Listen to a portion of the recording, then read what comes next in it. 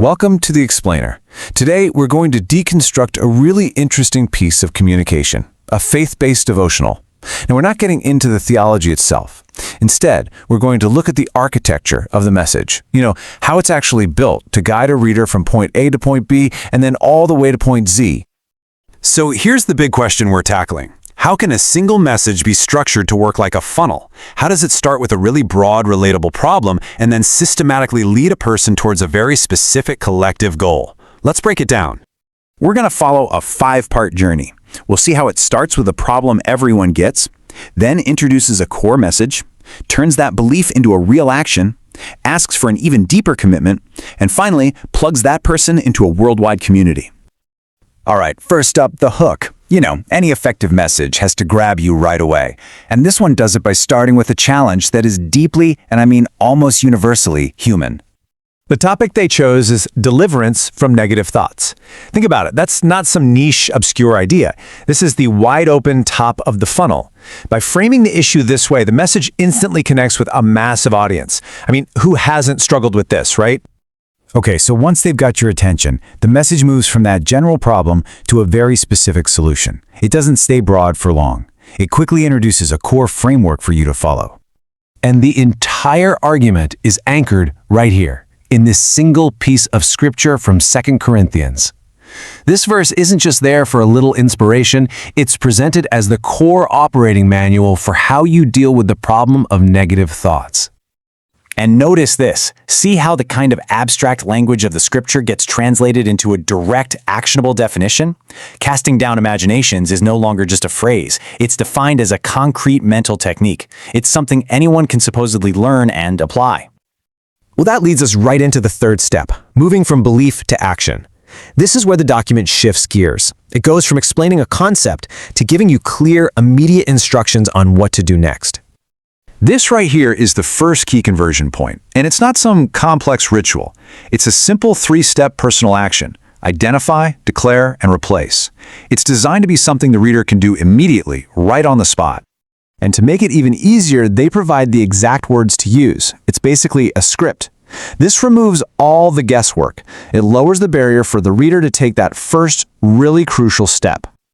So once the reader has engaged with that initial problem, the message escalates. It presents an opportunity for a much deeper, more profound level of commitment, moving way beyond just that single issue. You can see the strategic shift so clearly here. The message moves from a prayer about one problem, negative thoughts, to a prayer of salvation, which is framed as a total life transformation. The scope of the commitment just expanded dramatically. Now, this is a crucial point, the offer of a free ebook. Functionally, this is the next step in the funnel. It's designed to move the reader from just passively reading to actively making contact. This creates a direct line of communication and pulls them deeper into the organization's whole ecosystem. And that leads us to the final stage. The focus zooms way out. It expands from the individual's personal belief to a collective worldwide mission. That personal transformation is now given a global purpose. The message doesn't just say, "Hey, join us." It provides 3 very clear roles you can take: prayer partner, volunteer missionary, and kingdom investor. These are essentially tiered levels of engagement, offering different ways for you to contribute your time, your effort, or your money. Now, this community isn't just some vague idea. It's supported by a very specific digital strategy. You can see the outreach focuses heavily on community-centric platforms like messaging apps and social media. The goal isn't just to broadcast a message out, but to actually connect people with each other. And the whole purpose of that digital strategy is to power something tangible and constantly active, a 24/7 global prayer network. The technology is there to serve the mission. This visualizes the sheer scale of the operation. I mean, this is a highly coordinated effort, with specific time slots for people in Nigeria, the USA, India, the UK, and beyond. This is what makes the idea of a global network feel concrete and very, very real. The final number here is 20 countries, all synchronized in this schedule. It's such a powerful metric because it shows the end result of the document structure. It transformed one person's interest into a widespread, organized international community. So we come all the way back to our original question. How does this actually happen? Well, we've seen it step by step.